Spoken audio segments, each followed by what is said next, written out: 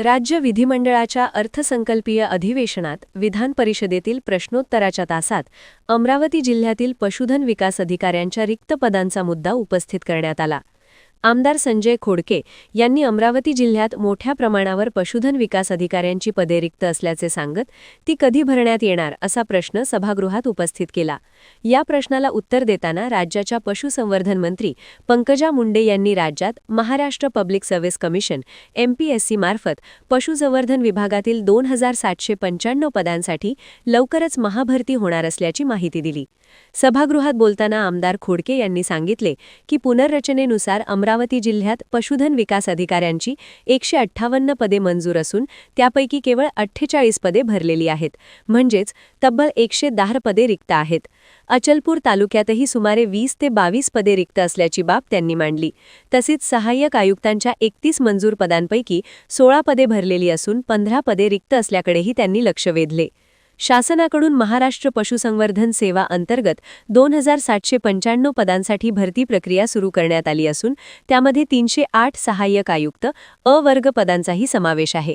मात्र संपूर्ण भरती प्रक्रियेला जवळपास 1 वर्षाचा कालावधी लागू शकतो। त्यामुळे राज्यातील ज्या जिल्ह्यांमध्ये पशुधन विकास अधिकाऱ्यांची पदे अधिक आहेत आणि काही ठिकाणी कमी आहेत, अशा जिल्ह्यांमध्ये फेररचना करून अमरावती जिल्ह्यातील रिक्त पदांबाबत तातडीने निर्णय घेतला जाणार का, असा प्रश्नही आमदार खोडके यांनी उपस्थित केला।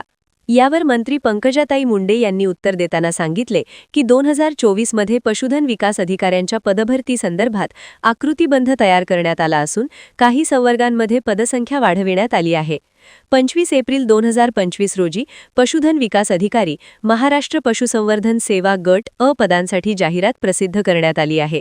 तसेच 12 ऑगस्ट 2025 रोजी 308 सहाय्यक आयुक्त पदांसाठीही जाहिरात काढण्यात आली आहे।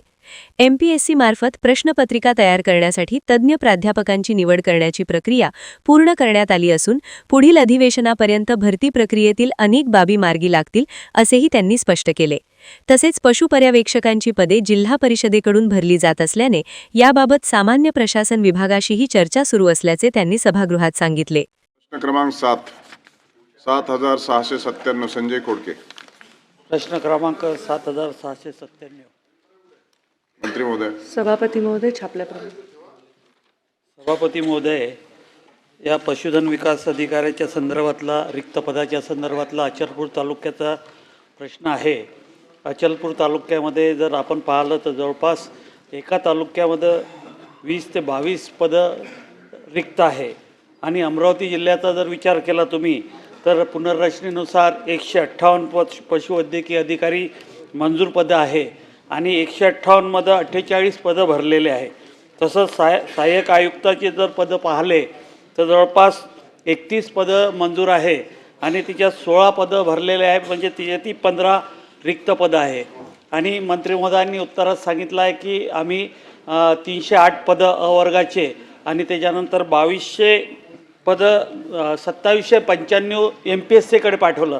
आपल्याला माहीत आहे की आता MPSCकडे आपण पाठवलं म्हणजे जवळपास अजून ॲड यायची असेल, ॲड आल्यानंतर त्याची भरती होण्यासाठी आपल्याला जवळपास 1 वर्षाचा कालावधी लागतो। प्रसिद्ध करण्यात आली आहे, शेवटचं वाक्य, तर आयोगाकडून जाहिरात प्रसिद्ध करण्यात आली आहे, तरी पण त्याला 1 वर्षाचा कालावधी जाणार आहे।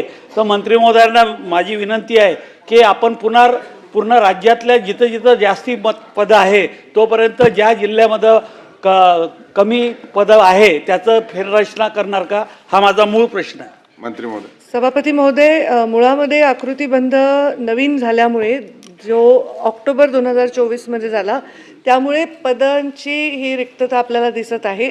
त्या आकृतीबंधामुळे आपल्या काही संवर्गातील पदांच्या संख्येत वाढ झालेली आहे।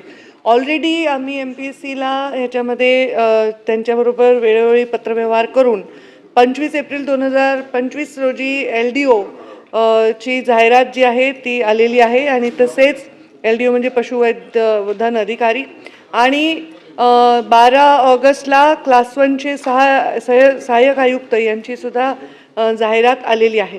आत्ता एक पेपर सेट करण्यासाठी आपल्याला काही प्रोफेसर्सची नियुक्ती करावी लागते, ती मागितली होती MPSCने आम्हाला, MPSCनी ती सुद्धा आम्ही दिलेली आहे ऑक्टोबर 25 मध्ये।